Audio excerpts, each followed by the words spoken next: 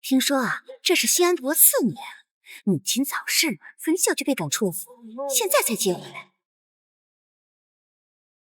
伯爵府，我回来了，我要拿回属于我的一切。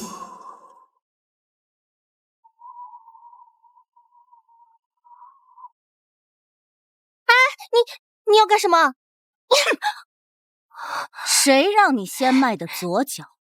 连玉芝，你不会是忘了，我可是你的亲妹妹。妹妹，你也配？你娘是偷人、服毒自尽的贱人，你也不是什么好东西。要不是需要你嫁给大皇子那个废物，你以为你能进得了伯爵府？既然要进我伯爵府，就得先学规矩。哼，臭死了！你把地擦干净，用你身上这件脏衣服脱下擦。你欺人太甚！一个贱婢竟然也敢这么跟我说话！来人，把他拖下去，乱棍打死！我擦！小姐不要！从今以后，你就是伯爵府的一个下人，好好搞清楚自己的位置。小姐，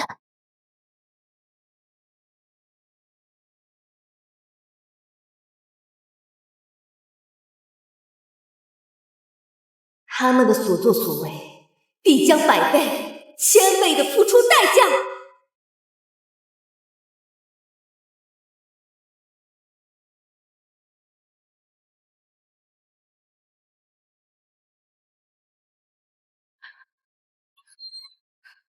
姐，快藏起来，不管发生什么都不要发出声音。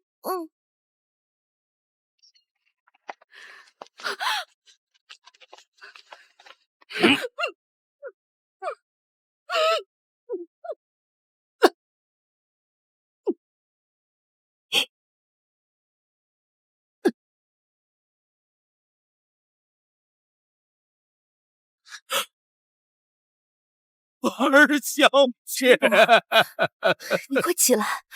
真的是您，陈伯，这些年多亏了你给我传递消息，我才能顺利的回到福州。都是老奴应该做的。二小姐要的东西呀，我都给您准备好了。二小姐准备什么时候揭发他们呢？明日父亲大寿，京城中的贵人都会前来，届时我会将这份大礼送给父亲贺绍。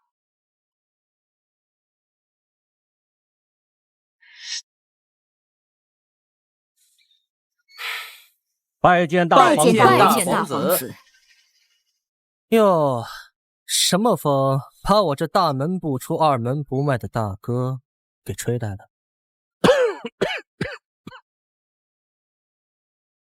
听说贵府二小姐因病在外休养，从未有人见过真容。伯爵大寿，我们也无缘见得。他什么身份啊？不过是一个在乡下长大的乡野村妇，哪有资格参加这种宴会？哦，那贵府就是要用一个村妇来折辱本王喽？兴安伯，你胆子还大得很呢！殿下息怒。传说大皇子在边疆负伤，如同废人后脾气变得暴躁无常，看上去果然如此。还好不是玉芝嫁给这个废人。微臣万万没有这个意思，大概率是那丫头睡过了头了吧？快去请二小姐。不必请了。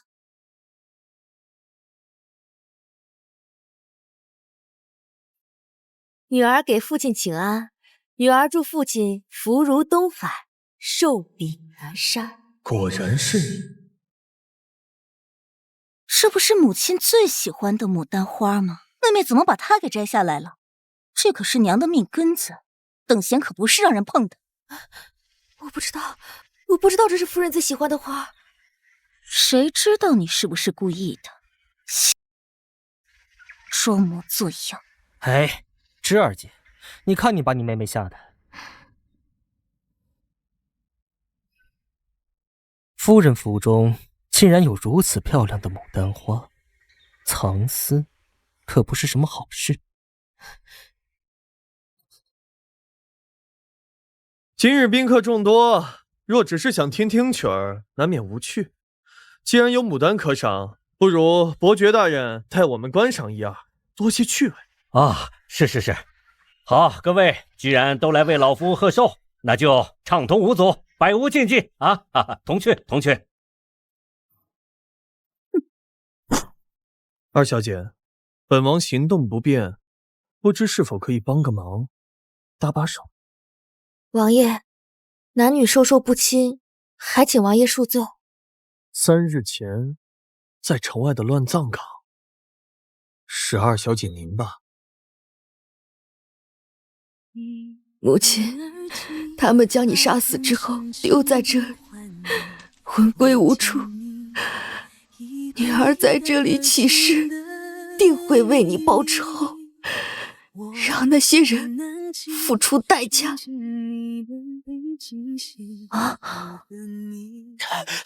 站住！拿了将军的东西还想活着离开，交出来，留你个全尸！笑话！将军狼子野心，人人得而诛之，找死！嘿！本王倒要看看他会怎么死！竟然有武功如此高强之人，他到底是谁？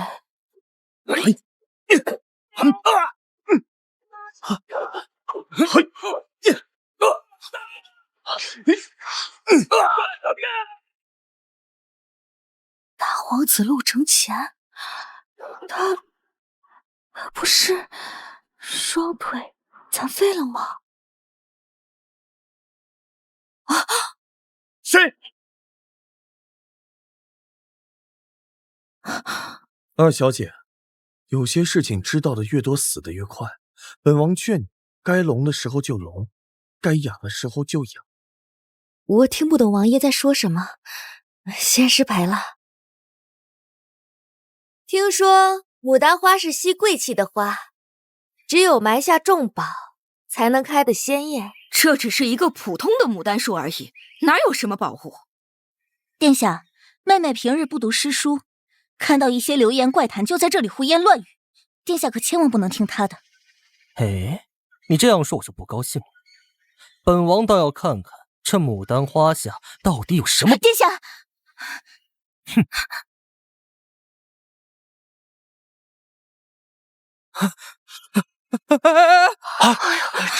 什么摔着了？来人，把牡丹花丛挖开，本王倒要看看这伯爵府里到底藏了什么样的宝物。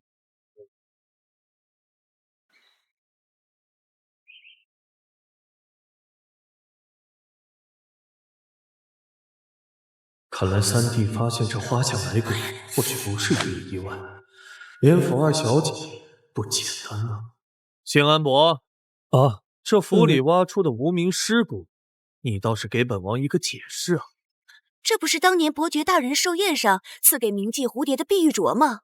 怎么会和这具白骨出现在一处？兴许这是那蝴蝶遗落在这花丛中呢。夫人这么着急解释，莫非是你所为？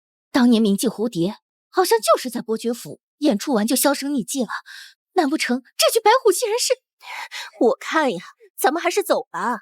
想必这连府呀没心思办寿宴了，真晦气！老爷妾身是冤枉的。住嘴！我连府的情谊就毁于你手。老爷，你是了解妾身的，我平时连杀鱼都觉得是罪孽，怎么会做出如此伤天害理的事情啊？老爷，是你，肯定是你！你刚回来就发生这种事情，这赏花也是你引导的，定然是你想要害我！不觉，你好大的胆子！爹，我离府10年，怎么可能知道这牡丹花下埋有尸骨啊？这人可是说了就算。谢安伯，这无名尸骨是本王弟弟挖出来的，好像和二小姐无关吧？为父一时气晕了头了，你也不要怨对父下，我定会把此事彻查清楚，绝不姑息。爹，不觉回来之前，我们一家人一直好好的，一定是他这个丧门星，他回来了之后，弄得我连府不得安宁，你可不能放过他。不觉乃是本王未过门的皇妃，大小姐如此羞辱我天家的人，谢安伯，这就是你伯府的教养吗？大皇子未免管得也太宽了些。你住嘴！你们真当我是非不分了吗？我连府今日的名誉算是毁于一旦。来人，夫人禁足，待事情查明真相再做处置。至于这个管家之权嘛，不决接手吧。是，父亲。气死我了！哼！不，小姐，这场戏你早就不知了吧？你好大的胆子，敢利用本皇子！民女为母亲报仇，自认为没什么不对。这个小终于死了，老爷，您终于可以明媒正娶的把我娶进门了。谁？小老鼠，抓到你！出来！小，你娘已经死了，把她给我扔出去！我要回家去。还请王爷给民女一些时间，替母亲讨回公道，这是民女唯一的心愿。以后要杀要剐，任凭王爷处置。说一个让本王答应你的理由。伯爵夫人是任家小姐，而任家是三皇子一系，我们立场一致。过来，你即将成为本王的皇妃，跟自己的夫君，你不必那么客气。既然都是夫君了，望王爷不如再帮我一次。哼，让他掌权，他一个山野村妇，就他也配？竟敢从我的手里抢东西！母亲，咱们得赶紧想想对策。父亲已经派人去查此事了，只怕我苦心经营的名声，今日过后便要不好了。母亲别急，姨母是陛下最宠爱的贵妃，父亲也不敢拿您怎么样。哦，对了，你姨母让你做的事安排的怎么样了？明日护国寺，皇后定难逃一死，到时姨母就能顺理成章成为皇后，从此以后再也没有人敢欺负咱。小姐，护国寺。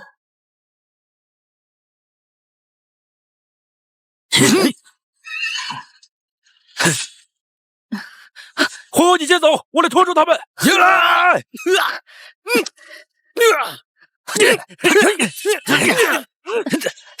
给我搜，他跑不了多远的。嘘，这位夫人，他们为何要追杀你？我也不知，可能是仇家追杀。夫人，你把外套给我，我替你去引开他们。小姑娘，萍水相逢，你为何要救我呀？来不及多说了，我去将他们引开，您趁机逃跑。有刺客！给我追！卑职救驾来迟，望皇后娘娘恕罪。去查一下，刚才那个救本宫的女子是谁？小姐，听说昨夜皇后娘娘在护国寺遭遇刺杀，被一女子所救。你昨夜去了护国寺还愿，还带回一件外袍，难道救人的人是你？什么？昨夜遇刺的是皇后娘娘？对呀，小姐，这可是在皇后面前立功的好机会，还不知道皇后娘娘会给您什么赏赐呢。救了皇后？不行，不能让她得势，我得赶紧进宫去找人。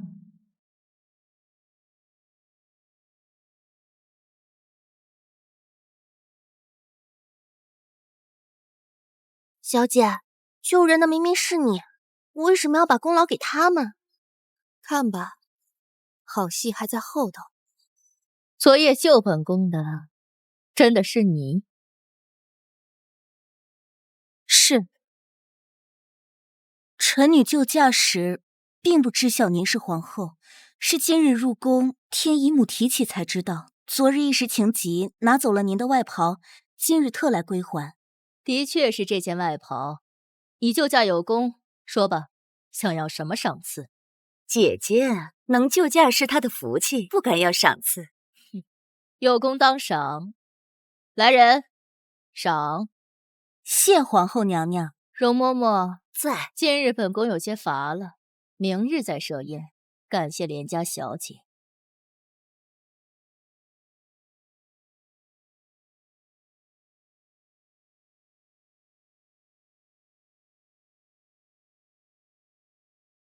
大小姐东西都已送到，奴才就不打扰了。明日的家宴，大小姐可别误了时辰。多谢公公。若是让皇后娘娘知道妹妹假冒了她的救命恩人，她会不会勃然大怒啊？我知道救人的是你，可那又如何？昨日入宫，皇后娘娘已经认定我就是她的救命恩人。莫说你见不着皇后，就算见着了，她也不会信你的。你们母女俩还真是一脉相承，一个抢别人的老公，一个抢别人的功劳，都是些恬不知耻的下作小人。芝儿，娘，我一定要撕烂她的嘴！芝儿莫要和这小娼妇置气，你姨母让咱们带她进宫，就是要亲自替你堵住这娼妇的嘴。不全，一会儿我看你还怎么嚣张！你就是那个害得我姐姐被新安伯责骂，还夺了她管家权的连府二小姐。来人，给我撕了她的嘴！娘娘恕罪，民女确实不知道牡丹花下有什么，可娘娘硬要嫁祸给民女，民女确实有冤要喊。你倒是牙尖嘴利。娘娘，民女句句实言。娘娘，她如此巧舌如簧，不如今天就拔了她的舌头，看她还敢胡说八道。妹妹，请你为姐姐做主啊！来人，给我找她的嘴，我要让她这张臭嘴再也说不出话来。娘娘，你这是恼羞成怒，要动用私刑吗？在宫里动用私刑可是重罪啊！生的，我今日就是将你打死，也不会有人理睬。娘娘，她已经知道了芝儿冒领她的救驾之功，今日若是不拔了她的舌头，后患无穷啊！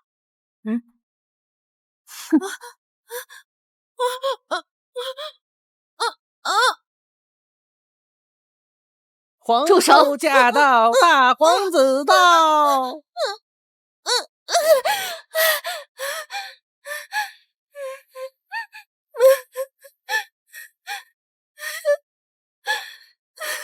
皇后娘娘，您怎么来了？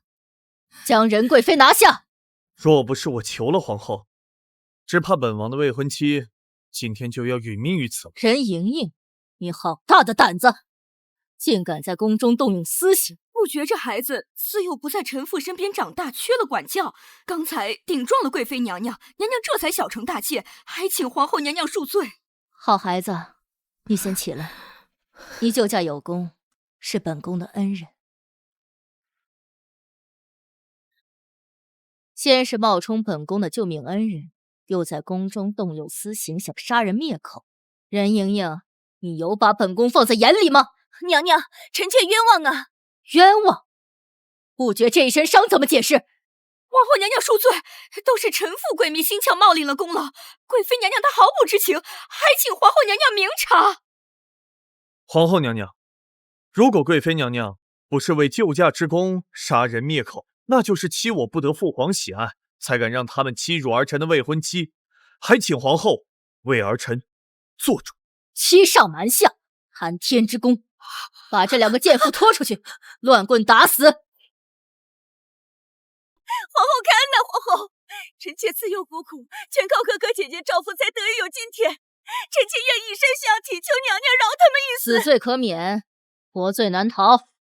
给我狠狠的打！娘娘，皇后娘娘饶命！皇后娘娘，你再求情，本宫连你一起打！皇后娘娘饶命！皇后娘娘，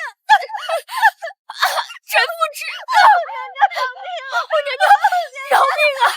臣妇知错了。好孩子，你觉得惩罚够吗？要不再加几十板子？皇后开恩呐，再加几十板子，不要了他们命的。欺君之罪，罪该万死。你说呢？不过是2个贱妇，打死了便打死了，让他们死的这么容易。既然贵妃娘娘已经求情了，我这做女儿的也不能得寸进尺。只不过他们吵得我头疼。是。闭嘴！再吵，把你们舌头都挖出来！你动用私刑，将不觉伤成这样，就去那碎瓷片上跪着吧。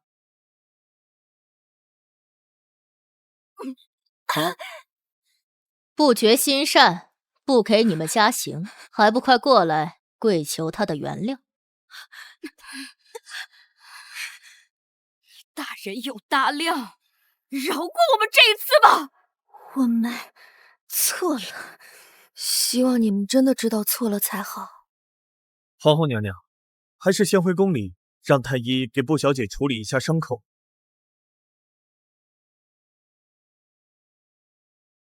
任盈盈，你管教娘家亲眷不力，禁足一月，抄写佛经100遍。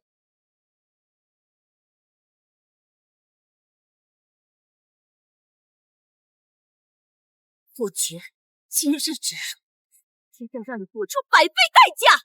妹妹，姐不就是为了替他娘报仇吗？要把那事透露给他，动手将他碎尸万段。住嘴！这件事我就当你没有提过。小姐，你知道吗？皇后为了给你出气啊，竟让人大张旗鼓的将那母女俩从宫里抬出去。现在京城人人都在笑话他们。比起我母亲当年受苦，他们现在受的算些什么？目前他们母子所仰仗的，不就是自以为最有可能得到皇位的陆重照吗？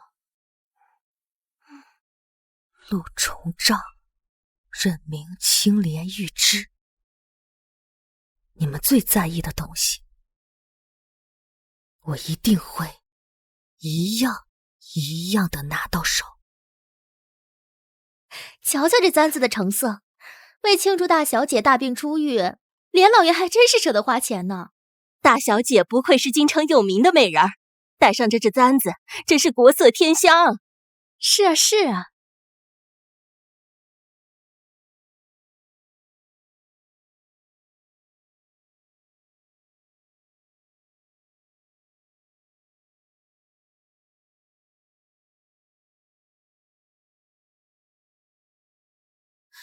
这是哪家小姐？夫人，我是连府2小姐不觉，因病从小养在京外，才刚回京，所以夫人不认识我。倒是个规矩周全的好孩子。这不是被连夫人赶出府的野丫头吗？听说当年伯爵夫人不是死于重病，而是出轨马夫，被伯爵大人知道了，羞愧难当，服毒自尽的。有其母，亦有其女。当母亲的通神，女儿头地位。我要是你呀，哎呀，羞都羞死了，都没脸见人了。哎呀，家丑不可外扬，他母亲毕竟是当年的伯爵夫人，各位妹妹还是少说2句吧。还是大小姐你心宽，我要是有这么一个妹妹啊，真的不如死了算了。王爷，我们要不要帮夫人出头啊？不用，她的手腕信手拈来的事。是啊，有人现眼。居然敢打人！打就打了，还要挑日子啊！你真是野性难驯！你再敢污蔑我母亲1句，我不光要打你，还要撕烂你的嘴。当年你母亲的事，当朝律令，庶人诬陷有品级的贵夫人，杖责3施，严重者拔舌。当年我母亲的事，伯爵府并没有下定论。不错，有意思。正2品伯爵夫人的爵位还在。若是再让我听到有人污蔑我母亲的话，我一定会亲手拔了他的舌。2小姐请留步。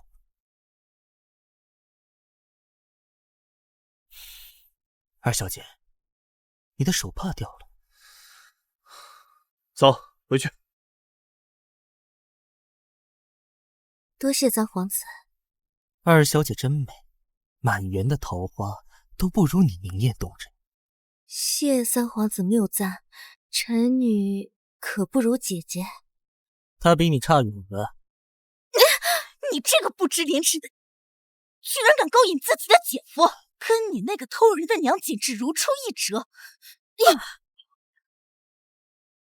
你敢打我？你敢？我有何不敢？平儿，把他给我摁住！今天一定要扒光了他的衣服，我看他还有何颜面活在这个世上。尽管来啊！我这头上戴的钗环，身上的纱裙都是御赐之物，要是毁坏，我不知道你们有几颗脑袋可砍。来吧，我一定不会还手的。你好了，都别吵了。姐姐满口污言秽语，我可不能就这么算了。哼！你这个，居然敢一而再、再而三的打我！够了，还嫌不够丢人吧？别再给我惹事了！因为你，我母妃到现在都还在禁足。我一定不会放过你！今日大皇子没去侯府赏花，真是错过了一出好戏呢。你是指本王的皇妃勾引三皇子的好戏吗？啊？王爷的意思是说，你丢下手帕，故意勾引三皇子，他很生气呀。程颖，本王让你说话了吗？大皇子有气就冲我来，程颖对你忠心耿耿的，你还斥责他？程颖是本王的人，本王教训自己的人，与你何干啊？也是啊，你本来就不喜欢我这个大皇妃。王爷，要不你告诉我你喜欢谁，我去帮你们私会。你我如今被婚约绑定，你的一言一行都关乎本王的颜面，在大庭广众之下和三皇子举止亲昵，你是想让别人看本王的笑话吗？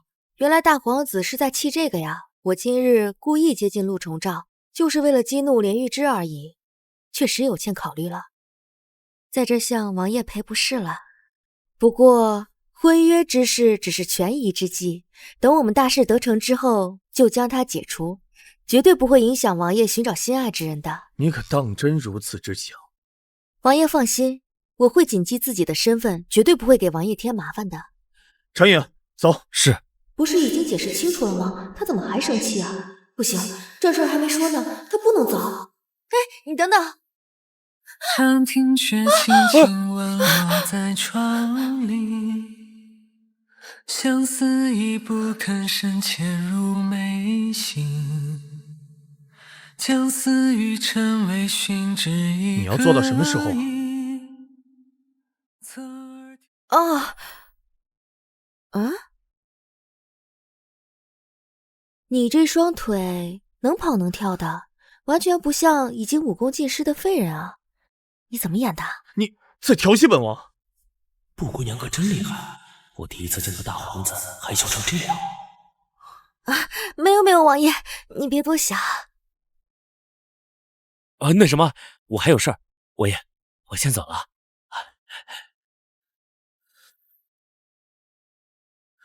你说吧，你来找本王何事啊？再过半个月就是皇后娘娘的寿辰，希望大皇子能找到先帝遗物，就是寄存在护国寺的那张画像。那可是先帝遗物啊！你要拿它做什么？我自有妙用。哇，小姐，你没日没夜绣的这件凤袍真好看，皇后娘娘收到了，一定芳心大悦。就你会说，你快把它收起来。明天我要亲自送给皇后娘娘。二小姐，你今日给本宫准备了什么寿礼呀？快拿出来给本宫瞧瞧。臣女绣的一件衣袍，祝皇后娘娘千秋大喜，愿皇后娘娘不弃。啊，怎么会这样？我放进去的明明是锦袍。二小姐莫不是恃宠而骄？竟敢拿皇后的寿开玩笑！皇后娘娘，您对她如此谦厚，她却如此忘恩负义，真是罪该万死。皇后娘娘，都是臣妇管教不严，才让这孩子敢在这里放肆，还请皇后娘娘重重责罚，臣妇绝无半点怨言。不觉，这到底是怎么回事？皇后娘娘，臣女确实绣了一件九龙四凤锦袍，可是皇后娘娘，您不必跟这个狼心狗肺的小人计较。臣女为您绣了一件九龙四凤锦袍，祝您福寿延绵，身体康健。皇后娘娘，这九龙四凤锦袍做工精美，寓意吉祥，奴婢瞧着呀，还真是不错。也有仙了。这件衣袍，姐姐，这是你绣的吗？这是自然。芝儿为了绣这件锦袍，手指不知扎了多少伤口。今日能博得皇后娘娘一笑，芝儿所受的这些伤也算是值了。二小姐自幼得宠，自然是不懂我们芝儿的努力。你敢不敢发誓，说这件锦袍确实是你亲手所绣？我对皇后娘娘的孝心，天地可见，我有何不敢发誓？我连玉芝对天发誓，这件九龙四凤锦袍是我为贺皇后娘娘寿辰亲手所绣，如若有假，天诛地灭。皇后娘娘，芝儿点灯熬油才绣得这件九龙四凤锦袍为您贺寿，谁知二小姐却质疑她对您的一片孝心，您可要为芝儿做主啊！不决，本宫就不重罚你了，你去外面走廊上跪着思过吧。臣女遵旨。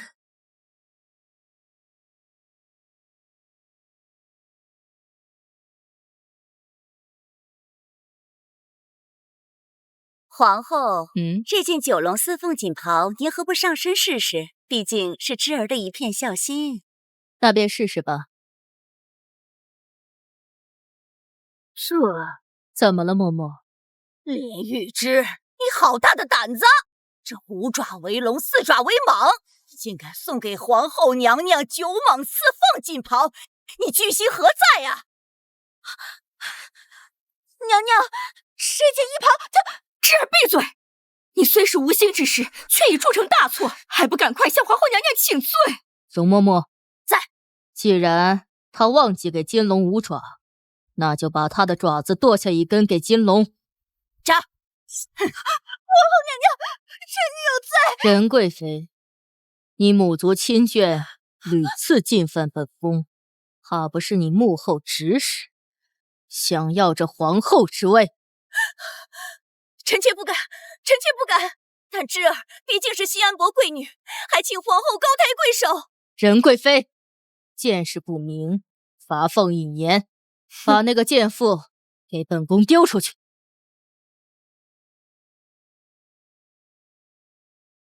姐姐要当着这么多人的面出丑了，等着吧，我的复仇才刚刚开始，以后你就会知道今天所遭受的一切只是开胃小菜。你母亲的死跟我们……我要把这件事情告诉皇后娘娘。去啊，你刚刚才在皇后娘娘面前发完誓，在贵人面前撒谎，不知道你有几个脑袋可以砍。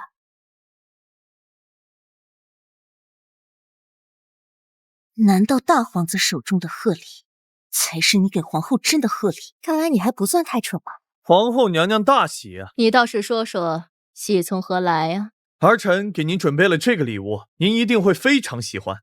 祝皇后娘娘大寿。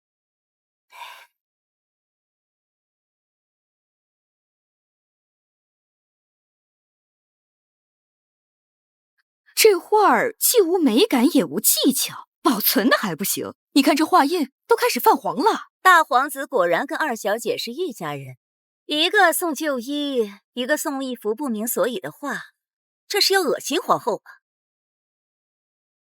来人，给我掌人莹莹和这个贱妇的嘴！皇后，因为一幅不明所以的画，你就要掌臣妾的嘴，有失公平。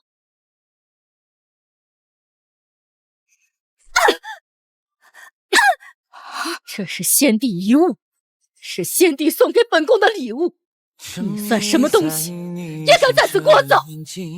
皇后端庄明媚，果然气质非凡，朕临摹不下一二。是为大汗呐！臣妾怎么觉得陛下此言是在为维化好找说辞。皇后不要这么聪明吧，给朕一点面子啊！在陛下的画中，臣妾什么样子？来，美也好，丑也好，只要我与陛下相处，臣妾就很知足了。大皇子，本宫很喜欢你的礼物，本宫很惊喜。回娘娘，这个礼物不是儿臣的意思，是布小姐特意给你找来的，说是娘娘会喜欢。这孩子怎么也不早说。先帝遗物本就极难寻找，布小姐不敢提前告知您，是担心万一不能将这宝贝求来，会让您空欢喜一场。不过是一件先帝的遗物，皇后未免也太过于袒护大皇子夫妇了。任盈盈，2巴掌不够是吗？臣妾不敢，臣妾一时失言，绝无冒犯皇后和先皇之意。有没有你心里很清楚。今日，要么你向他2人道歉，要么本宫免了你的贵妃之位。皇后娘娘，臣妾是贵妃，也是天家妇，怎么能当着这么多人的面向他们2个小辈道歉？好，那本宫今日就免了你的贵妃之位。来人，你旨。留得青山在，不怕没柴烧啊！今日是本宫一时失言，本宫在这里给2位赔罪了，还请2位不要放在心上。希望贵妃在这件事情上可以长长教训，以后说话之前先过过脑子，看看有什么话能说，什么话不该说。皇后娘娘，贵妃娘娘今日感染了风寒，身体不太舒服，臣妇先带她回去休养，待娘娘病好之后，再来向皇后娘娘请罪。本宫看她今日脑子确实不太清醒，滚下去！下次再敢胡言乱语，本宫定不轻饶。是。姐姐手怎么样了？刚刚差点变成废人的滋味，如何呀？我是差点变成废人，可你是即将要嫁给废人。大胆！你竟敢对大皇子不逊！我说错了吗？生的正好配你们家废物皇子。程莹，给我掌他的嘴！你皇后宫外拉扯吵闹，成何体统？容嬷嬷救命啊！皇后娘娘让我跪着，我没有怨言，可我堂堂伯爵府贵女，竟然被他们这样羞辱，求皇后娘娘做主。你先对本王出言不逊。大小姐，皇后免了你的大不敬之罪，让你回府闭门思过。可他们这么多人欺负我，皇后难道就不管吗？皇后管不管，那是皇后的事，什么时候轮到你来指手画脚的？二小姐，皇后娘娘罚你在这里思过，你可有异议？容嬷嬷，大皇子不必多言，皇后并不是因为大小姐而罚她的。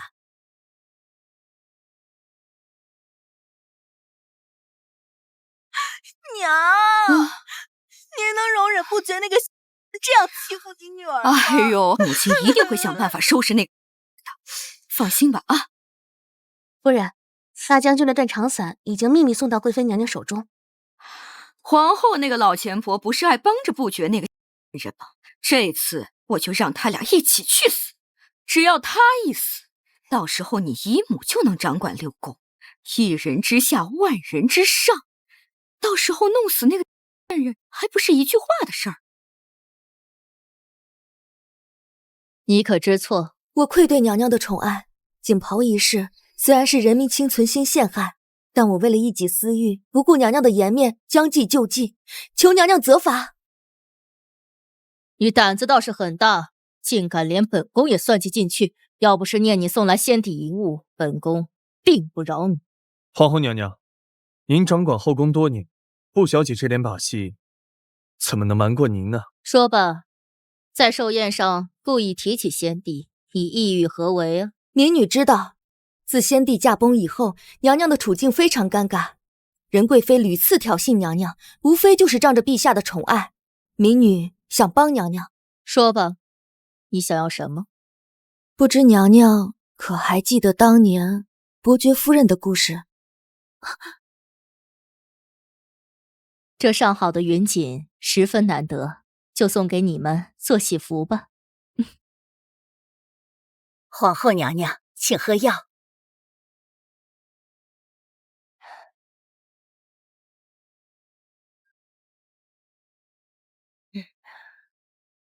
皇后娘娘，皇后娘娘，皇后娘娘，传太医，传太医！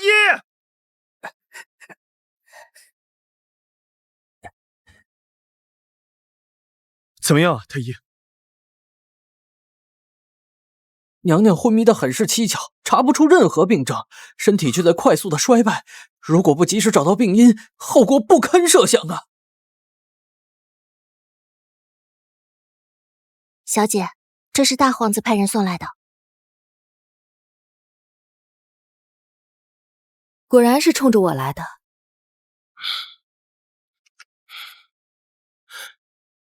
皇上，请恕臣妇死罪。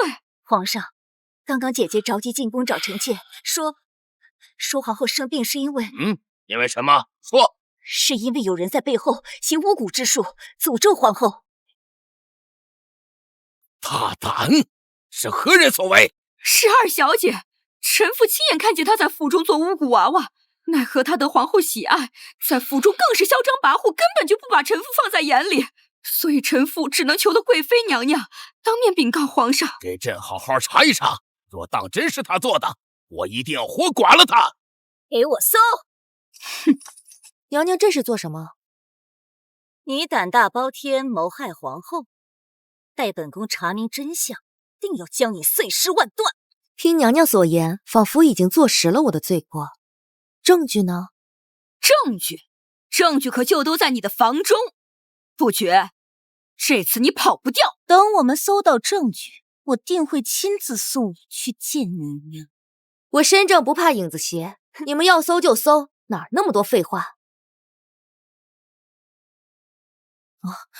这是夫人送我的赔罪礼物，那又如何？就凭你也想跟我斗？来人，将这个以巫蛊之术谋害皇后的贼人拿下！不觉，我承认你是比你娘厉害，可是那又怎么样呢？做了不该做的事，听了不该听的话，一样落得个身死的下场。你这个逆女，竟敢做着大逆不道之事！从今你与连府毫无瓜葛。父亲，您不分青红皂白的就定了我的罪，当真不讲半点父女情分吗？你做了这等蠢事，还指望我护着你吗？我这是大义灭亲。好，既然父亲都这样说了，那我一会儿一定会和父亲断绝关系。父亲可不要后悔。我巴不得从未有你这个逆女。皇上驾到！皇上，皇上，这个东西是从这个小房间里发现。岂有此理！皇上饶命啊！都是二小姐所为，与我们无关呐。是啊，皇上，此事我们毫不知情，还请皇上明鉴。臣女冤枉！事到如今，你还想狡辩？铁证如山，还敢喊冤枉？来人，把他给我拖出去斩！父皇且慢。人赃并获，你还想替他狡辩？难不成这件事情是你们二人共同密谋？父皇，自皇后昏迷之后，儿臣觉得这可能是有人故意谋害，于是暗中调查，果然在御药房抓到了企图为皇后下药的小太监。娘娘，此人你可眼熟啊？此话何意？回父皇，太监是仁贵妃宫里的小柜子，程颖捉住他时，他身上还藏着毒害娘娘的药包。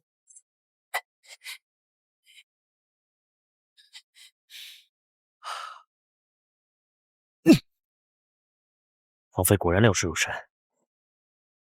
贵妃，这是怎么回事？皇上，小贵子确实是臣妾宫里的人，可谁知是不是大皇子用小贵子全家人的性命威胁他来污蔑臣妾？皇上，你可千万不要被他骗了。皇上，娘娘是冤枉的，是大皇子，他以奴才的性命要挟奴才，诬陷娘娘，奴才愿以死明志，还娘娘一个清白。皇上，您都看到了，大皇子用这种方法陷害臣妾，那皇后昏迷的事也定是他二人所为。来人，把这个不孝子和这个打入死牢，听候发落。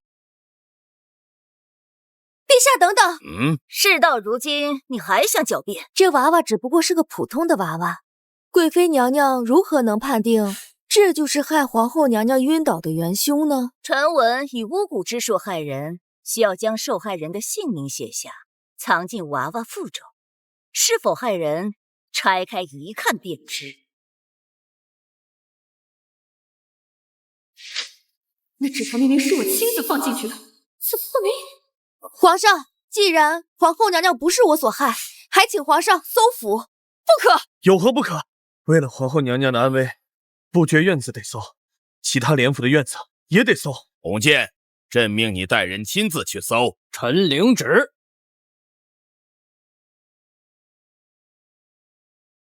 不对劲儿，那眼神怎么这么得意？难道说……皇上，这是臣在任夫人房里搜到的。不可能，这不是我的东西。红统领是父皇的心腹，难道他会冤枉你吗？皇上，定是有人刻意把这个娃娃放在我母亲的房间，请皇上明察。诬陷，这巫蛊之术是你们说的，皇上也是你们请来的，还有谁会比你们更清楚这事情是怎么一回事？皇上，何不将娃娃的肚子剖开，看看里面有没有字条，便一目了之了。父皇，此事交给儿臣吧。父皇，您看。好，这戏都演到朕的头上了。显伯，你夫人好大的胆子！你这个敢谋害皇后！皇上，都是这个奸夫所为，与臣无关啊！连程璧这个自私的样子，会为了任明清去毒害一个正牌伯爵夫人？菊儿，你替为父求情，我真不知是这个奸夫所为啊！我已被连府赶出去，又有何身份替兴安伯求情呢？皇上冤枉啊！我娘她一定不会害皇后的。冤枉？这巫蛊娃娃的事情是贵妃说的，如果她不说，谁会知道呀？贵妃娘娘是任夫人的亲妹妹，她怎么会诬陷自己的亲姐姐呢？妹妹，是我，这都是我做的。是我不满皇后这几次三番的为不绝这个出头，我这才用巫蛊之术祸害皇后的。用巫蛊之术祸害皇后，罪不可赦，打入死牢。皇上，皇后醒了。皇上饶命啊！皇上饶命啊！皇上饶命啊！娘！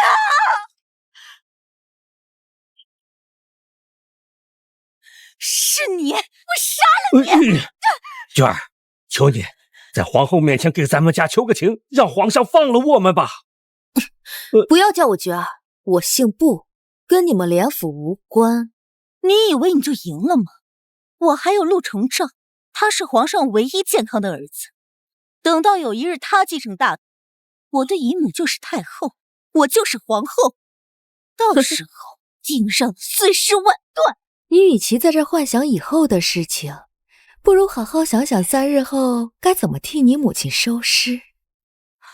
这儿，我杀了你！这儿，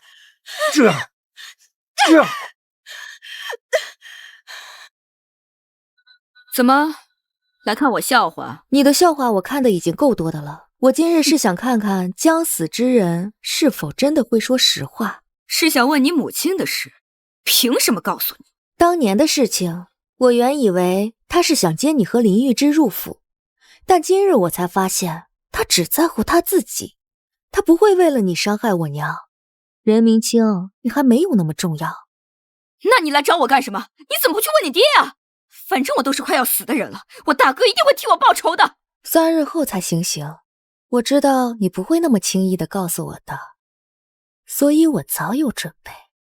你要干什么？你别过来！你别过来！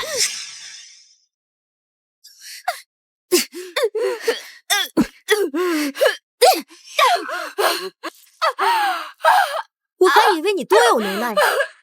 说，我母亲到底是怎么死的？我说话说，是宫里来了一个太监，不知道那个太监跟他说了什么。那个太监走之后，连城璧就立刻被人毒死了。你娘，你知道那个太监叫什么名字吗？他是谁？我不知道，连城璧从未告诉过我。我知道的都已经说了，你把解药给我，求求你了，把解药给我。当年我母亲的死也有你的一份，你就好好的在这里忏悔吧。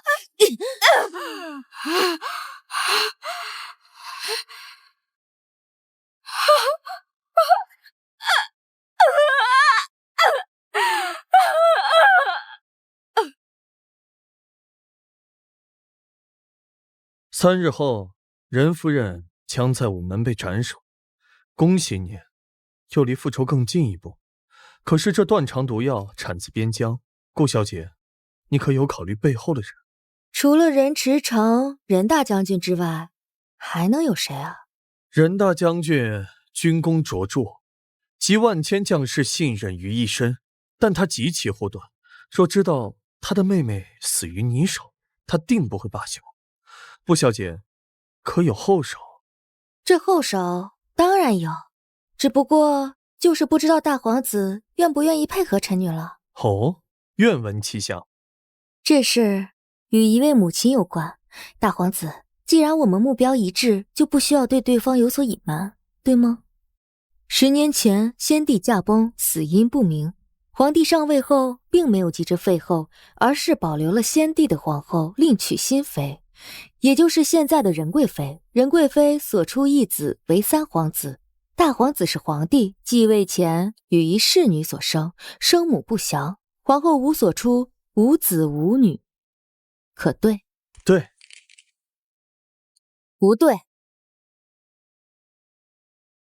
皇后并不是无子，而是与先皇有一太子，相貌与大皇子相仿，年纪也相近，只不过大皇子善于武功，太子则善于谋略。废除太子之事，你是如何知晓的？你可知这是死罪？如果知道废太子就是死罪的话，而身为废太子的你，程潜，你是吃了多少苦才成为如今的大皇子？你是怎么知道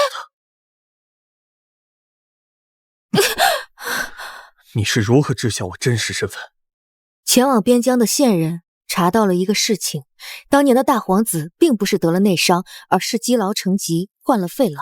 而患了肺痨的人不可能活到现在，也不可能武功高强，所以你不是陆承前，你是10年前被追杀的废太子陆承隐。皇后娘娘是你的生母，承前，我们不是敌人。我知道一个母亲失去孩子的痛苦，我更知道一个孩子日日面对自己的母亲而不能相认的痛苦。陆承前，我们成婚吧。父皇，儿臣与皇妃真心相爱，又早有婚约，儿臣想娶她为妻，望父皇应允。承前，你年龄也不小了，也该娶个妻子。不觉这个孩子朕看着不错，聪明贤惠，以后由他来照顾你，朕放心了。你们2个人的婚姻，朕准了。谢父皇。谢父皇。皇上大喜，边关传来喜讯，大将军生擒匈奴首领任贵妃，此刻正拿着大将军送的家书候在殿外。宣任贵妃进来。是。恭喜父皇，那儿臣与皇妃就先行告退了。你们退下吧。谢父皇。贵妃娘娘，皇上请您进去。大皇子应该都听说了吧？我哥哥大败匈奴，生擒求首。大将军英勇无比，实乃我朝幸事。现在知道拍马屁了，晚了。听说大皇子准备成婚了，那本宫也准备将重照的婚礼与你安排在同一日，到时你就会看清你和重照之间的差距。大将军得胜的消息不先传给朝廷，反而传给任盈盈，真是有趣。皇帝可不是什么善茬，瞧着吧，好戏还在后头呢。走吧。皇上，这是哥哥写给臣妾的家书，请皇上过目。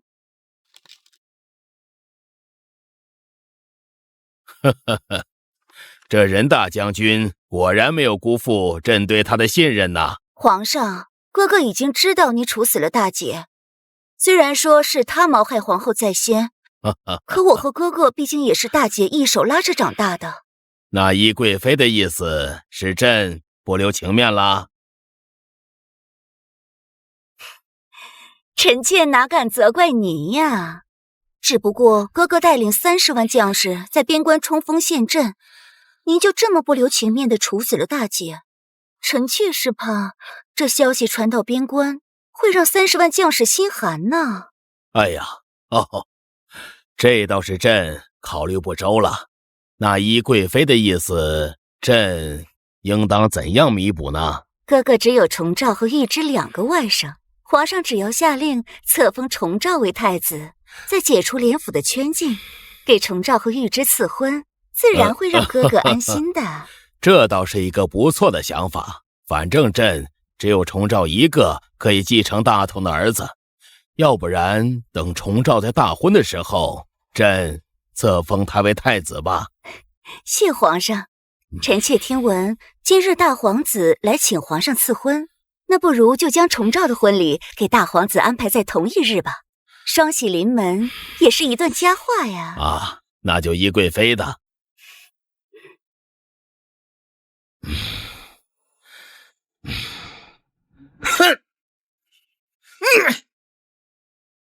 皇上息怒！你都看见了吧？他居然拿大将军来，公开的来要挟朕。皇上息怒！朕怎么息怒？朕还没死呢，他们竟然就如此嚣张！副官，奴才在。流民的消息可以传进京城了。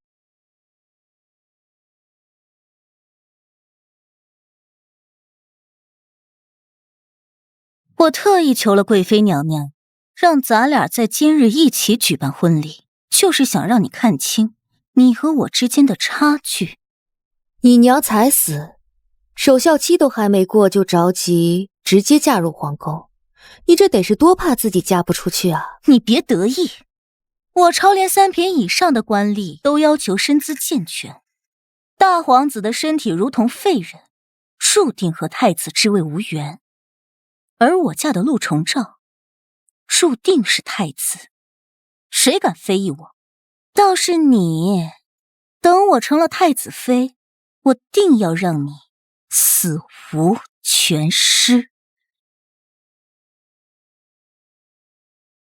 恭喜三皇子皇妃新婚大喜！没想到今日婚礼居然是在太子才能用的东宫举行，听说是仁贵妃特意为三皇子求的恩典。说起来，这大皇子夫妇还是沾了三皇子的光，不然以皇上对大皇子的不喜，恐怕这辈子都进不了东宫。这大皇子的生母是一个卑微的侍女，而大皇子又是一个病恹恹的废人，如何能与我家三皇子相提并论？真羡慕大哥大嫂这里的清静，不像我们，都快被前来道喜的贵人们烦死了。姐姐，你还是别羡慕了。我们大皇子是个残废，不能继承大统。若是三皇子跟大皇子一样，可就不好了。你敢咒我？这不是弟妹吗？先说羡慕我吗？你姐姐不过是顺着她的话说，怎么咒你呢？不会说话就少开口，晦气。吉时到，请各位皇子皇妃随奴婢入殿。跪拜列祖列宗！你们什么身份？凭什么先入殿？自古长幼有序，当然是长得先，幼得后啊。自古在东宫祭拜先祖，都是太子先走进去的。而且听说是皇上已经封三皇子为太子，这大皇子真是不知好歹，竟然敢走在三皇子的前面。册立太子的圣旨还没有下来，自然是应该长幼有序。大皇子在前，既然你们装傻，那就别怪我说话难听。今日若不是沾了我和三皇子的光，别以为你们能在代表太子的东宫成婚。大皇子知道这事儿吗？没听说过，反而是仁贵妃知道咱们今天成亲，就迫不及待的想要将三皇子的婚期定在今日。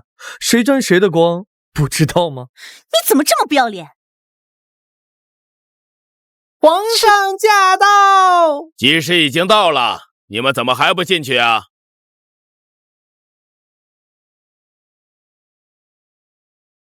哼！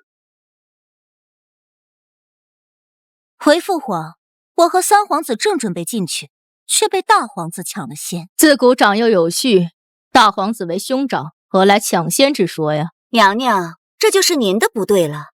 既然皇上决定立崇诏为太子，那大皇子就理应为崇诏让路，不然误了吉时，可就不好了。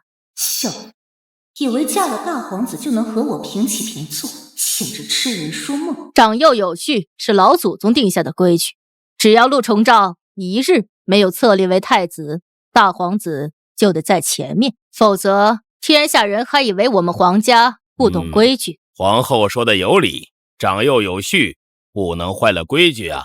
啊！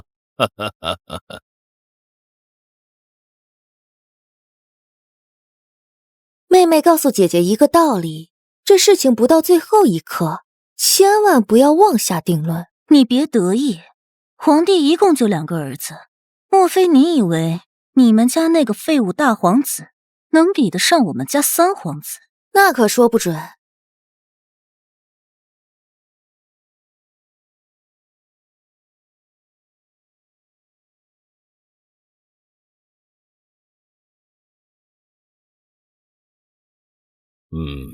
当年你为国征战，伤了根本。郊外有一个带温泉的庄子，听说治内伤很有奇效。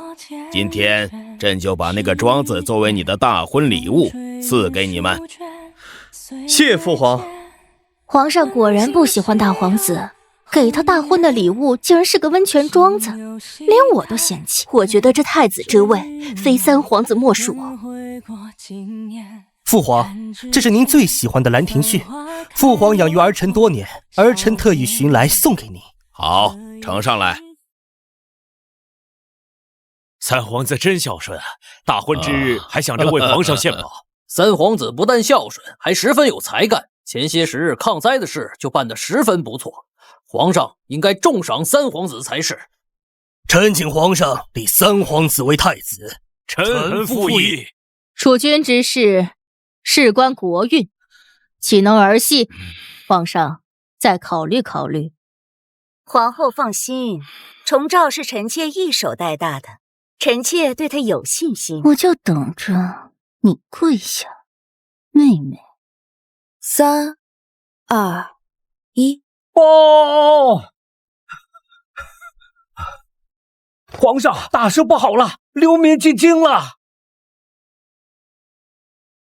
前一阵子不是让三皇子去赈灾了吗？怎么会有流民？皇上，三皇子贪污赈灾银两，还命人秘密镇压起义流民。现在流民激愤涌入京都，该如何处置？报！皇上，臣近日发现京中有秘密寻找制作龙袍的工匠，便顺藤摸瓜，在三皇子府上发现了这件龙袍。你，父皇，父皇息怒！刚才朕还夸你办事得力，你背着朕都干了些什么？难道你就是这么来回报朕的？皇上息怒！三皇子自幼得您教导，一定不会做出这等事，定是有人构陷于他。你看看你的儿子干了些什么？证据确凿，你还敢替他喊冤？难道你仁贵妃的脑袋朕斩不了了吗？父皇息怒，儿臣知错了。父皇，再给儿臣一次机会。即日起，三皇子夫妇打入冷宫，没有朕的口谕，不得离开冷宫半步。哼！儿臣遵旨。父皇息怒。三皇子，这是我给你准备的惊喜，三皇子可还喜欢？是你这个还陷害我们家三皇子。他自己身不立正，贪得无厌，又怪得了谁呢？带走。重照。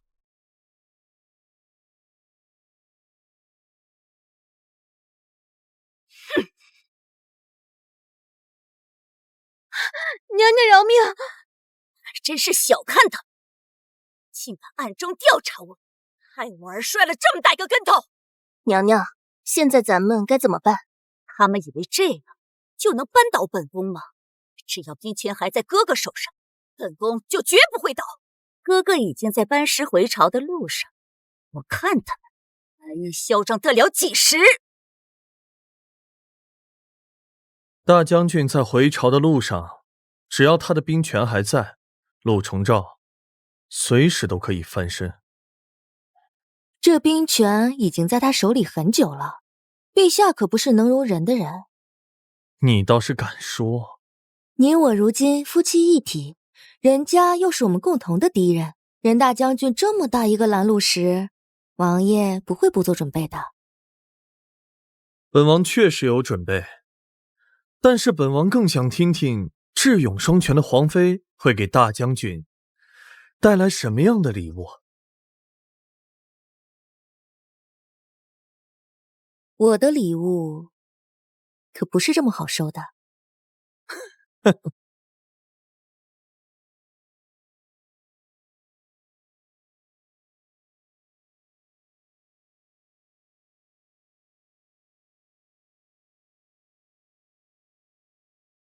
驰骋此番为我朝平定边疆，朕要重重的赏你。陛下，任家世代识君禄，中军事，戍守边关，乃为臣分内之事，又何须赏赐？哎，大将军此言差矣。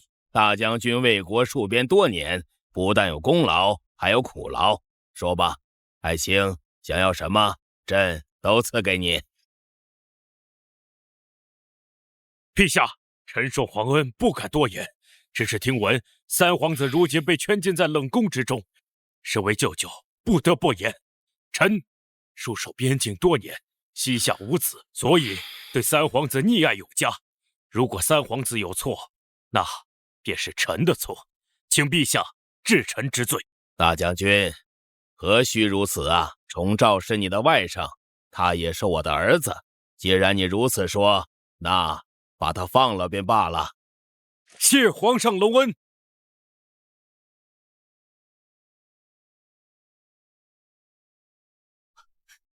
多谢父皇饶恕儿臣，儿臣再也不敢了。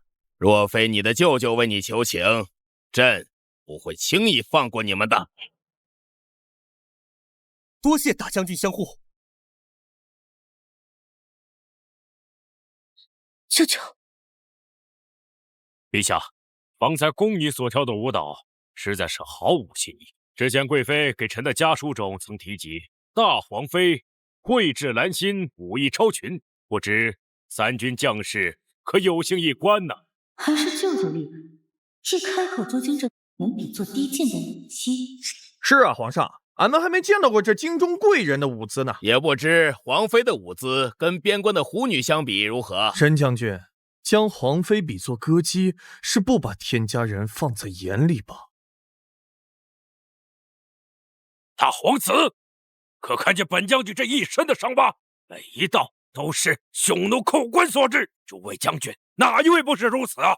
将士们戍守边疆，浴血奋战，出生入死。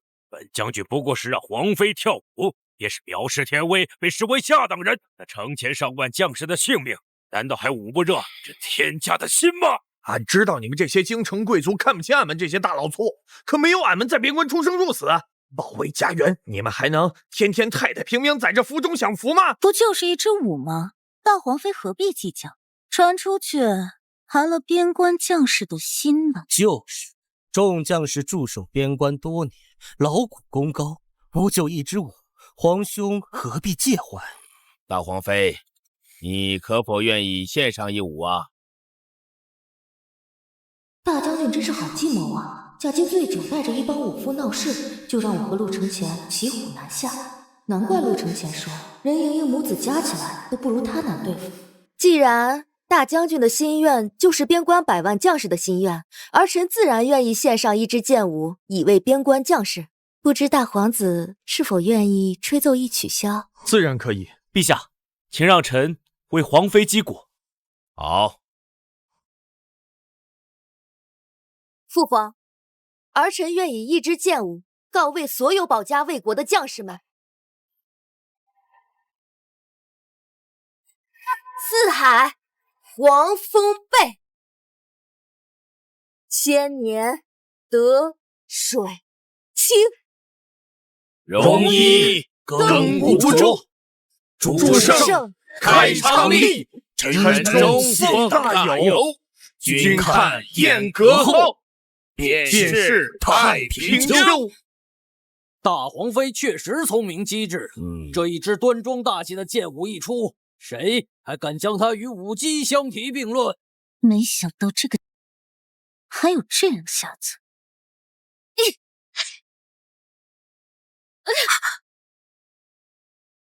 大皇妃这是做什么？父皇，儿臣刚刚不过是跟三皇妃开个玩笑罢了。只是这大将军不愧是大将军啊，连喝醉了反应都这么快，真是佩服。大皇妃莫要说笑，任将军怎么会喝醉，难为你们这些小辈呢？大皇妃当真是巾帼不让须眉，这一支剑舞便让我等将士热血沸腾，如同置身沙场。臣佩服。臣今日见大皇妃一舞，才知道皇室真的没有忘记我们的流血与牺牲。将军放心，不管是皇室还是百姓，都不会忘记如今的太平盛世是由各位将军和将士用命和敌军拼杀换来的。本宫今天代表皇室和天下百姓感谢各位的付出。大皇妃莫要折煞我们，我们只是些粗人，方才多有得罪，还望贵人莫怪。各位将士们豪爽不拘小节，我怎么会怪你呢？陛下，臣有一个不情之请。大将军请讲。臣观大皇妃的剑舞有鼓舞士气、抚慰军事的功效，便想将这剑舞传入军中，常言常新。只是贵人身份金贵，不便身居显地，不知大皇妃可愿将这剑舞交给乐坊的舞伎，让他们到军中演出？大皇妃，你意下如何呀？这老狐狸果然厉害，不觉着的答应，那俺之前说的话，不就显得虚伪了吗？回父皇，儿臣会亲自组建一支皇家歌舞团去边疆慰问演出，到时边关的将士肯定无不感念皇上的恩德。承贤真是找了一个贤德的媳妇儿啊！那朕就把这把宝剑赐给你了。谢皇上。难怪大姐和小辈会在他身上吃这么大的亏，确实有几分小聪明。大皇子，自从你几年前回京养伤，我们二人便一直未曾见面。不知大皇子可还记得在边疆我们并肩杀敌时的情景？我记得，当年本王仰仗大将军，才让本王没在边疆战死。本王敬大将军一杯。想起当年大皇子在边境时的英姿，如今却重病缠身，真是令人唏嘘不已啊！我记得当年大皇子所患的乃是痨病，本还以为从今以后再也见不到大皇子了。痨病？本宫怎么记得痨病只能活几年？可大皇子竟然安然无恙的活了10几年？还是说如今的大皇子已经不是大皇子了？贵妃娘娘可真会说笑呢，何人能在不知不觉中换掉大皇子啊？这脸可是如假包换呢。我听闻废太子李承寅与大皇子李承乾有7、8分相似，大皇妃未曾见过，本宫可是印象深刻。大胆！陛下息怒，此事乃是臣与贵妃偶然间提起的。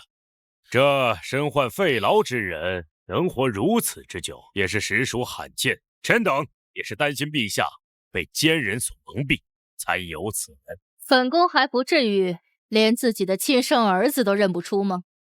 皇后怎么有如此雅兴来参加酒会呀？本宫再不来，怕是又要多出一个亲生儿子。任之成当年追杀太子陆承寅，可是你一手捣成的，你有何颜面再见本宫？皇后娘娘，如今大皇子夫妇深得本宫的心，本宫也有心将程前当做自己的亲生儿子。怎么，任大将军，你难道要让本宫再失去一个儿子吗？臣不敢，臣只是喝醉了，胡言乱语，请娘娘恕罪。大将军对朕也是忠心耿耿，他说的没错，程前得的是痨病，可这痨病也都活了这么长时间，也确实是值得推敲啊。就是，万一真的是废太子陆成云，那我跟皇上岂不是都有危险？你算什么东西？程银再如何，也是本宫的亲生儿子，轮不到你指战。容嬷嬷，再给我掌他的嘴！是，你敢？没有我的命令，不许停下来！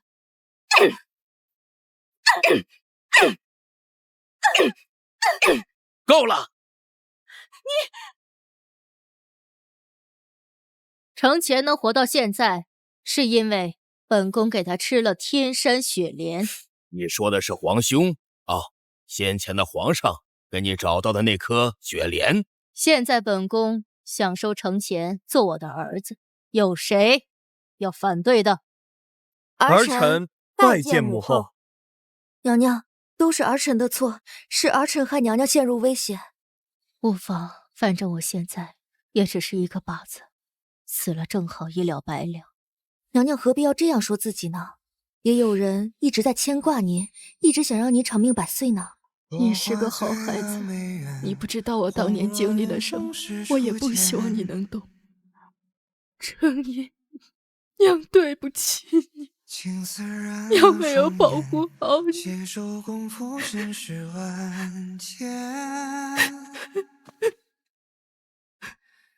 心事褪了红颜，眼前相思已冷啊。程银在这儿，程银在这儿。相约一生何曾改变？陆承前，你可知道自己在说什么？儿子不孝，多年来没在母后身边陪你。你的头绪是你不是陆承前，你到底是谁？母后，我是你亲儿子陆承云。因为本宫找到了自己的亲儿子，本宫要好好的赏。说吧，想要什么赏赐？这都是儿臣分内应该做的事情，不敢奢求赏赐。只是，儿臣作为女儿，恳求皇后娘娘告诉儿臣的母亲当年到底是怎么死的。你的母亲是我的至交好友。为什么？为什么你是我的异母同胞兄弟呀？因为这个皇位，他只有一个。陛下，陛下！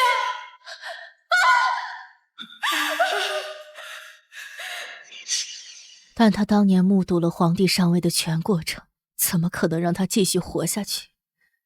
而我也成了一个傀儡，什么也不敢说，什么也不敢动。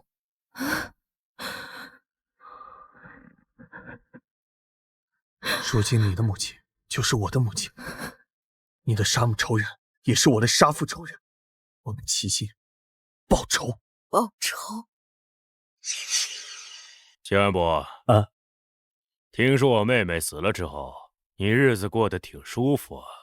大将军，不，兄长何出此言？我与明清伉俪情深，他遭此大难，我几时难？我恨不得生吃仇人的血肉，给他报仇。秦安伯说的比唱的好听，那可是你的亲生骨肉，你不会舍不得吧？怎会？大将军与贵妃所做之事，乃大公无私，我只不过是大义灭亲罢了。那好，你去将他骗来，本宫要活剐了他，为我姐姐报仇。如今那丫头已经是皇妃，大皇子更是如日中天，要是让我把她骗出来，那出了什么事，他还不得把我撕了呀？舍不得。你怕大皇子把你撕了，难道就不怕本将军现在就撕了你吗？好，我答应你，但是事先要说好，要是出了什么事，与我无关啊。放心，一切有我们。小姐，伯爵大人让人传话，说他手上有夫人当年的遗物，让你孤身一人前往赴约。在哪儿？在京郊。小姐事关重大，要不跟大皇子商量一下？来不及了，我这就动身。连翘，你乖乖在家等我。嗯。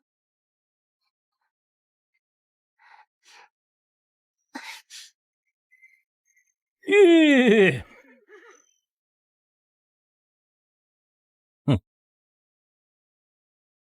你来了。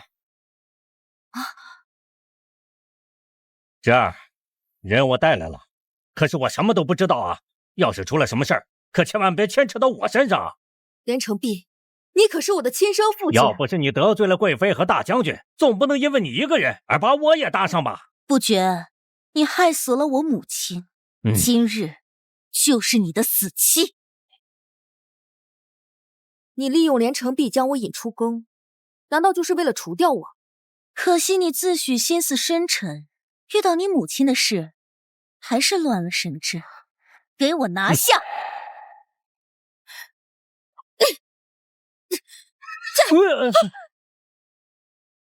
这里我早已布下天罗地网，我看你往哪里逃！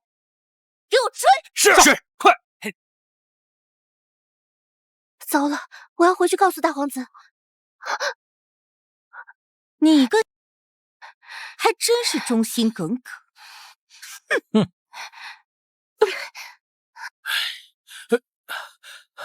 大皇子，起来吧。老奴担心大小姐以身犯险，恐遭不测，才请大将军赶来。陈伯，你别担心啊，因为有你的情报，不觉才有所准备啊。本王已经派了人跟在不觉身边，要是出现危险，就会立刻动身。报告大皇子，任将军的私军已经上钩，但是探子在树林里发现了连娇姑娘的痕迹。什么？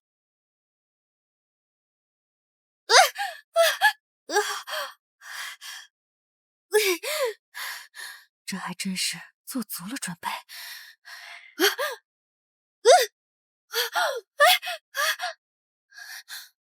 跑啊！你怎么不跑呢？不觉，今日你死定！这就是大将军带进京城的死士吧？他任城池还真是狼子野心。哼！连翘，连翘！连玉芝，你放了他，这件事跟连翘没关系。放了他？你怎么这么天真？我放他回去通风报信吗？我才是你的仇人，连翘是无辜的。无辜？我管他无不无辜，在你身边亲近的人都得死。你要干什么？你放了他，你让我做什么东西啊？你不是挺会替你主子说话的吗？替不觉说话呀！你疯了！我告诉你，我要是敢动他，我一定不会放过你的。死到临头了还敢嘴贱！你害死了我的母亲，我要一点一点折磨你，让你生不如死。你放了他，你让我做什么都行。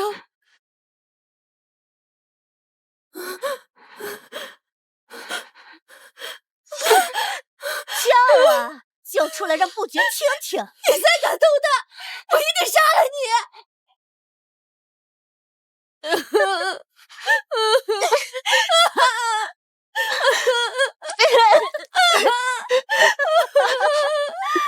不觉，连翘没有今天，都是因为你。小姐，别求他。连翘，连翘，连玉芝，我是不会放过你的。痛苦吗？痛苦就对了，我就是要让你痛苦。现在轮到你了，我可不会让你像连翘一样死得这么容易。你们都给我听好了，不许射中他的要害，我要一点一点的折磨他。放箭！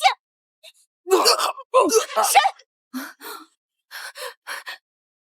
连翘，连翘！暗藏死士，谋害本朝皇妃，连玉芝，今日你死定了！陆承前，你怎么会来？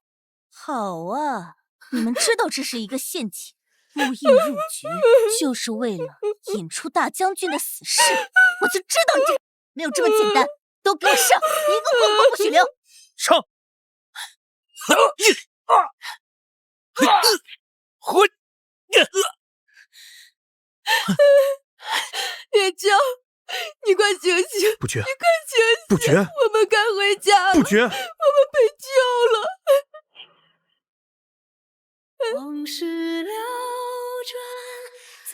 小姐，神明清真恶毒，这么冷的天，连点炭火都得脱口，他这是要冻死小精灵啊！还好有我在，我这样抱着你，咱俩都暖和。小姐，你快看，这呀是我给你抓的鱼，你看它肥不肥？我拿它给你炖鱼汤吃，好不好？你呀，最近又瘦了，就用它给你炖鱼汤吃。小姐，你别赶我走，我知道你怕我跟你回联府会有危险，可是小姐，无论什么危险我都愿意跟着你，小姐。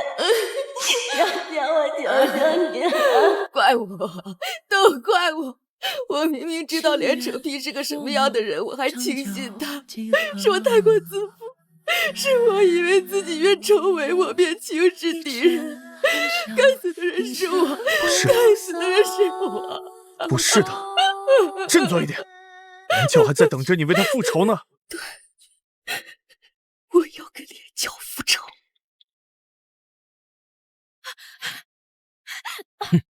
不绝，你要干什么？我警告你，我可是皇妃，未来的皇后。要是敢伤我，我定不会饶你。我要让你欠连翘的10倍、100倍的偿还。不要，不绝！不绝，你干什么？你个贱人，居然敢划我的脸！好妹妹，姐姐错了，求你放过我，我可是你亲姐姐。亲姐姐？你也配？我错了，我以后再也不敢了，你放过我吧。殿下，大将军带了200-300侍卫正往这边赶，怎么办？主子，我们擅自出兵，不应该跟大将军起正面冲突，要不我们先撤。要不我们杀了他？这样太便宜他了，我要让他眼睁睁地看着自己所珍视的东西一样的被毁掉。走。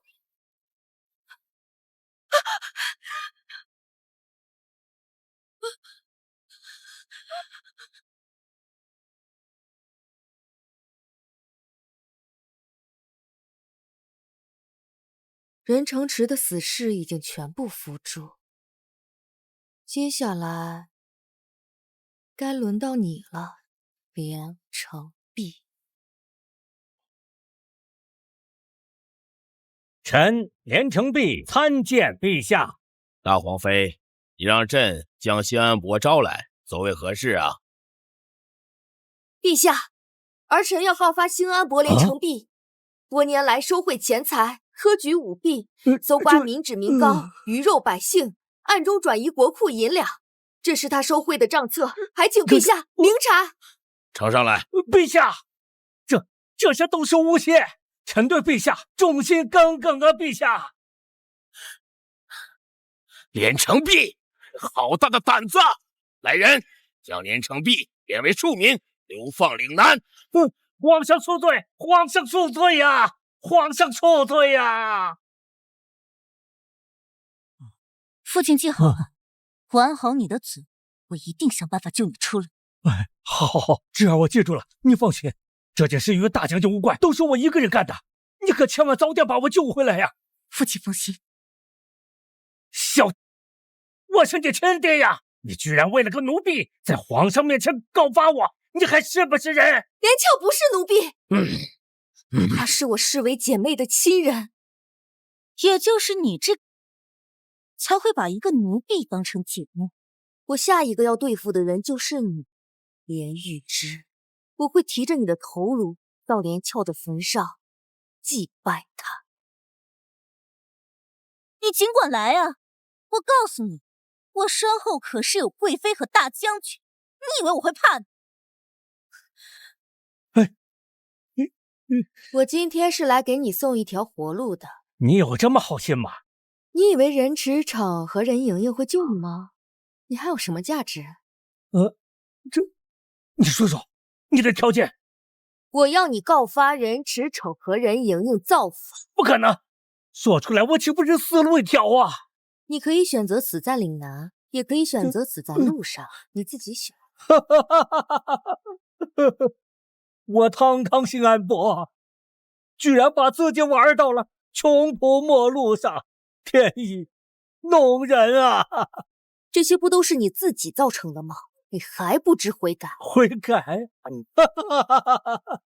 我悔改！没想到我居然葬送在亲生女儿手上。不觉你很好，莲儿，你有个好女儿。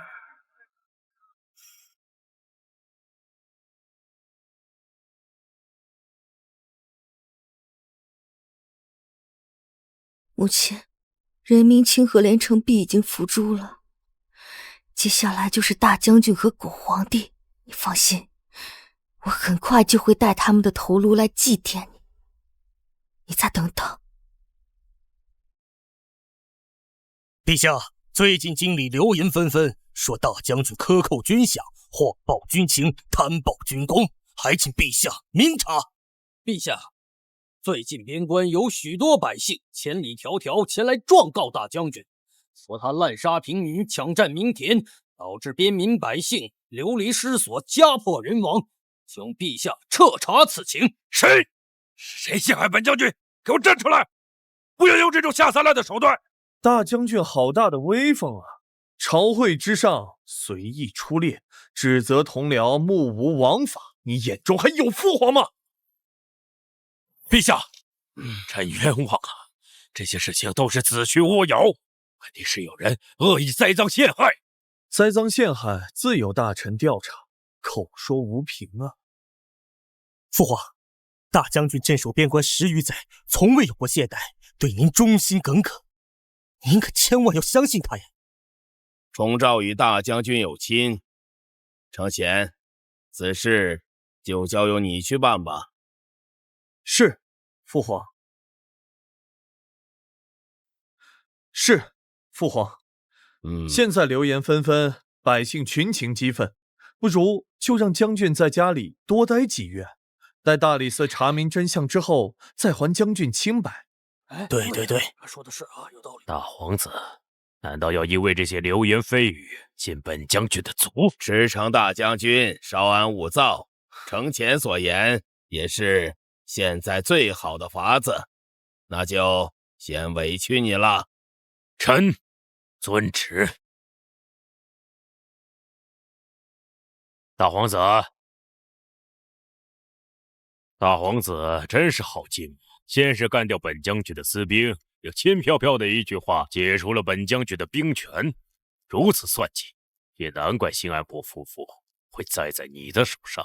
大将军说什么？我听不懂，我只知道多行不义必自毙啊！大皇子，大皇子，你莫不是当真以为本将军不知道你是真杀还是装的？本将军身后站的是谁？难道大皇子当真不知？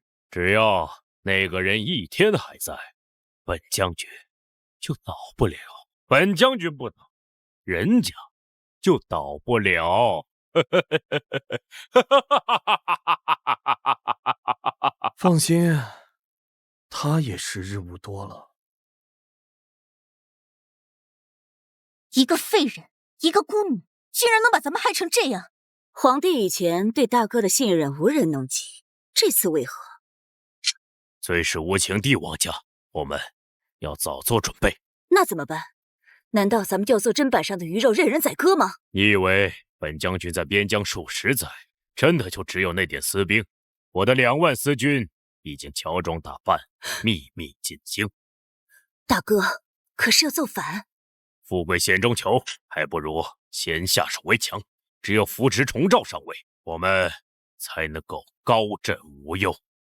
母妃，你还在犹豫什么？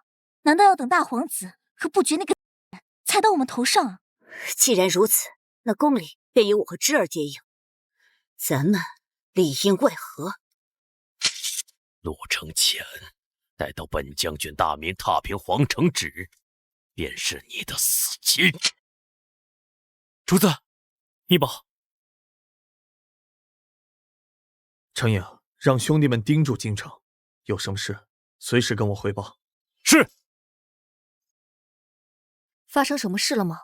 任驰骋的私军入京了。他是要造反吗？不，他是想要帮我们。将军，那些蠢货就是大将军的私军，看上去连脑子都没有。大将军练兵真的不行。这掉脑袋的事儿嘛，就得交给没脑子的人去干。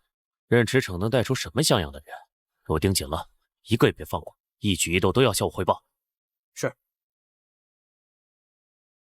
参见大妃！快，所有守卫集合，前往城郊大营。大营的人反了，陛下和娘娘命你们前往镇压，不得有误。皇妃可有旨意？圣旨没有，但是有娘娘的懿旨。陛下已经前往，若是陛下出了什么意外，你们万死难辞。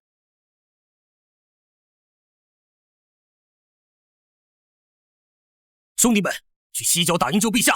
是是。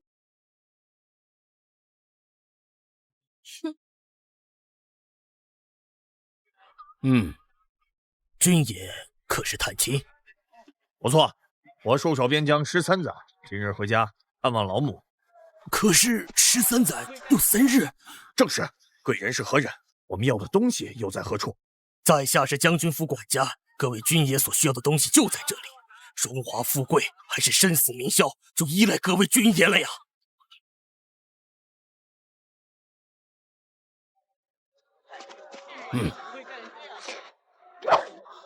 兄弟们，我等戍守边疆多年，保卫国家，抛头颅洒热血，但当今天子无道，轻信谗言，我等都是血勇之士，可见大将军受此屈辱。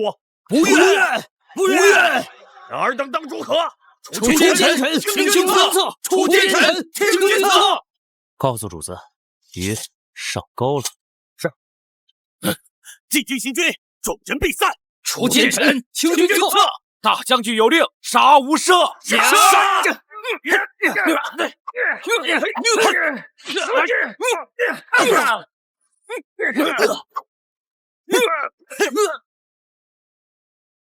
你觉得这场战役谁会赢？是任驰骋还是狗皇帝？我觉得我们会赢。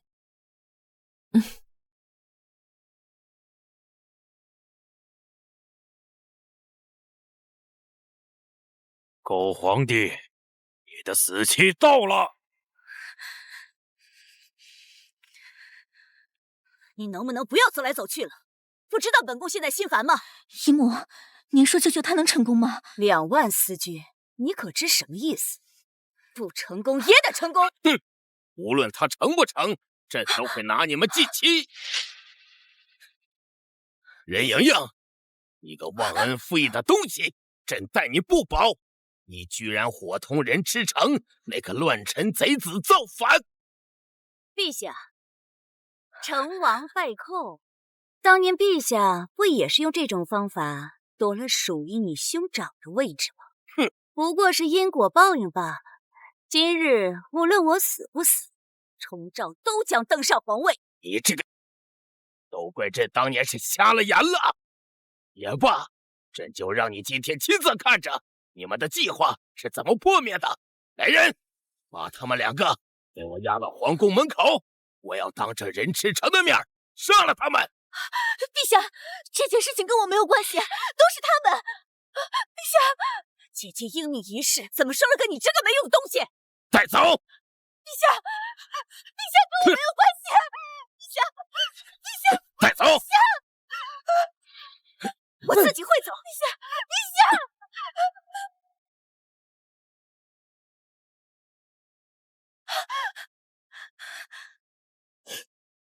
陛下，任驰骋，你个狗贼！朕信任你，才把你提到了大将军的位置上。还放心的把边关交给你镇守。你就是这样来报答我的吗？陛下，当年你靠政变夺得天下，如今崇诏一样可以。只要你退位，让崇诏当皇帝，我便退兵。狼心狗肺！难道你想让你的妹妹死吗？如果你敢再进一步，我就让她身首异处！不要，大哥救我！我不想死！大哥，救我！我也不想死。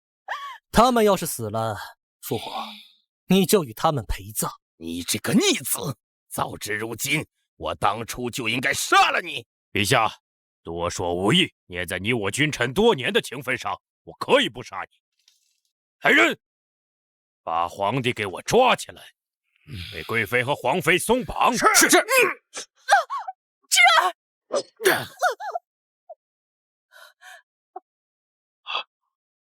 哼，想救他们？哈哈哈！这个孽障，我让你看他当你面是怎么死的！驾！参见将军！大皇子蒙难，众将士听令！众将听令！众将听令！攻入皇宫，救出大皇子、皇妃，诛皇帝！是。去告诉那些大臣，让他们速速进宫，就说大将军谋反了。是。走。我让你看他当你面是怎么死的！皇位是我的。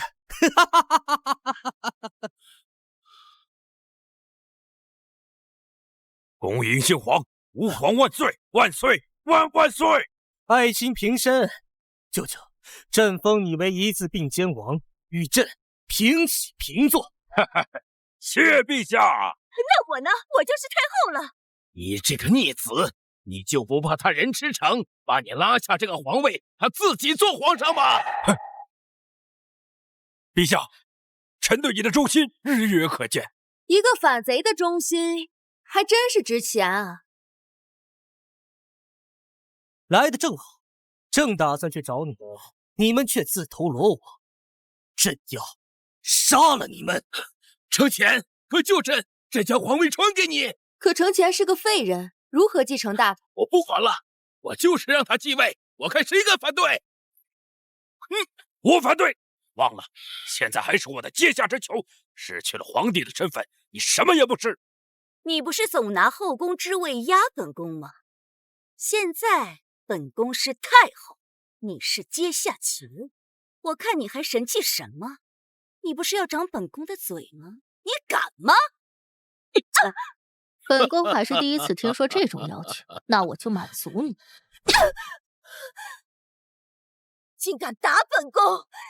侍卫在哪里？大将军，着急了，外面有很多士兵，兄弟们抵挡不住了。滚！你们害我！舅舅，你快想想办法，镇守皇帝，这不能死。我早就说过，多行不义必自毙。人迟长，你投降吧。都是你这，没有你，我们怎么会落到今天这个地步？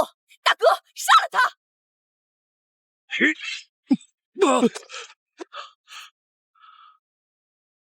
我早就猜到你的残疾是装的。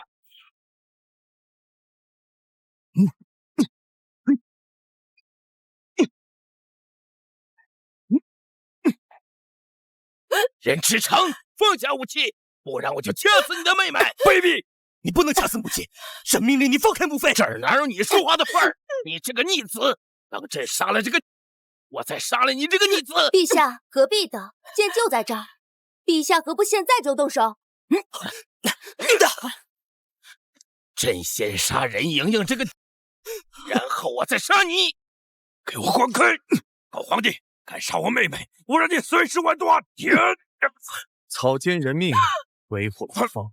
今日诸贼当任何狗皇帝杀我父皇，追杀我时，可曾想过今日？舅舅，大哥，母妃，你是陆成隐？哦，我知道了，我杀了你的父亲，杀了你的丈夫，你们都该反。可是你为何要反战？陛下，你可还记得当年兴安伯的原配夫人不是？哦，想起来了，就是当年那个经常出现在皇兄宫中的。我弑兄时被他看见我杀人灭口，原来你就是他的孩子。早知道是这样，我当初就应该宰了你。死到临头还不知悔改，你的妻子和你的儿子联合起来反你，你的大将军要杀了你。现在人怒天怒，还不知悔改？你不懂，你身边这个废物他也不懂，他不知道坐在皇位上是什么滋味。什么滋味我不懂，但是你的皇位坐到头了。10年前你救不了你的丈夫和儿子，今天你依然救不了他们。只要我能在皇位上一日，我就是皇上。来人，把这些乱臣贼子都给我带走，朕重重有赏。你们没听见吗？把这些乱臣贼子给我带走，我重重有赏。怎么回事？把你们的将军叫过来。不好意思啊，皇帝，我们只听大皇子的。你是大皇子身边的侍卫，你可知他根本不是大皇子陆承乾，而是乱臣贼子陆承寅。杀了他，朕给你封官加爵。主子，承引完成任务。狗皇帝，事到如今，还有什么好说？你们不能这样，我是皇上。来人，把我们皇帝陛下拿下！我是皇上，你们不能这样对我，不能这样对我！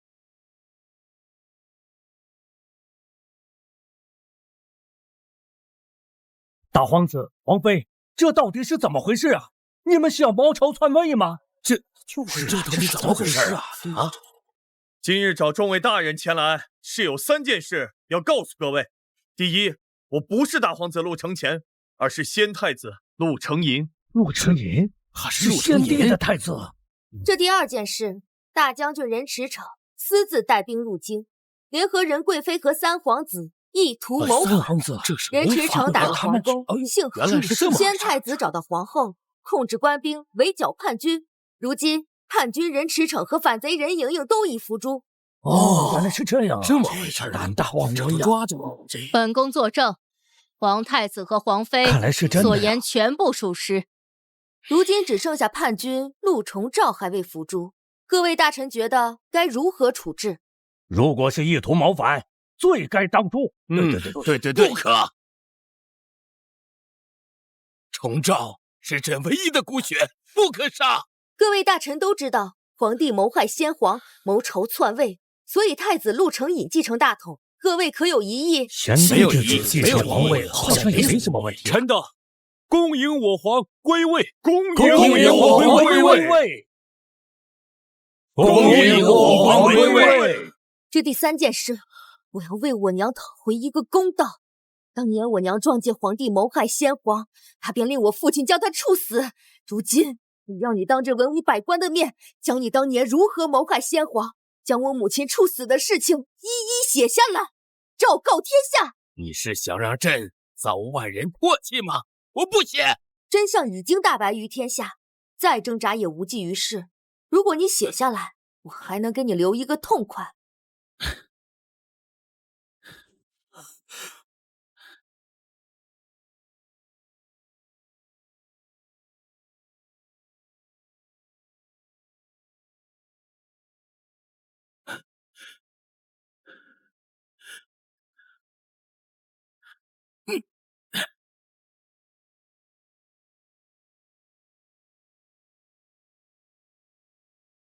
尚书大人何在？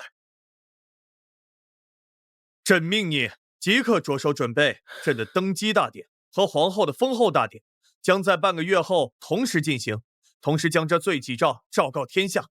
臣遵旨。这2人，你想怎么处置？事到如今，随便吧，你如何处置都好。传旨，皇后晋为太后，3皇子陆重照贬为庶民，驱逐出京，废帝幽禁。至于其他人，3日后午门斩首。吾皇万岁万岁万岁！